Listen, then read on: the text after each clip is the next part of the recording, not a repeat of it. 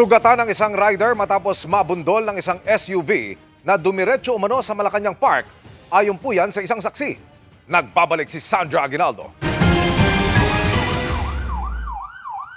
Sa panulukan ng UN Avenue at Quirino Avenue, nabundol ang isang rider ng isang SUV kaninang madaling araw. Ayon sa ilang saksi, nakahinto sa stoplight ang rider nang biglang masalpok ng SUV na mabilis umano ang takbo. Sugatan ng rider ng isang motorcycle taxi and delivery service. Sa tindi ng pagsalpok, kumalat sa kalsada ang dalawang helmet ng rider at ilang bahagi ng motorsiklo, kabilang ang nagkapira-pirasong top box nito. May mga kumalat ding bahagi ng SUV na mabilis na tumakas ayon sa mga nakasaksi. May marurol po na na SUV. Hindi po namin kasi napansin kung anong brand. Pero diyan siya, dumire-diretso lang, tapos nabangga niya yung rider. Tapos huminto lang siya sandali.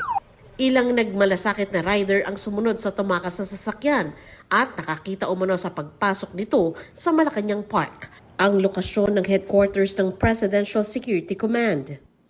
Iniimbestigahan na ng Manila Police District ang insidente.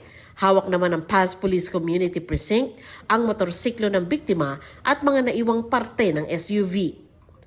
Ang biktima, kasalukuyan nagpapagaling sa isang private hospital sa Maynila. Tumanggi ang mga kaanak nitong magbigay ng pahayag. Ang nakuha lang nating information, nasa hospital ito, dito sa isa sa mga ospital dito sa Maynila, at nasa stable condition naman siya. Nagpunta rin sa nasabing ospital ang ilang kinatawan ng PSC. Ayon sa isang opisyal na nakausap namin, naghatid sila ng assistance sa biktima pero wala silang opisyal na paliwanag tungkol sa insidente. Ang MPD nangako naman ng patas na investigasyon. Law applies to all.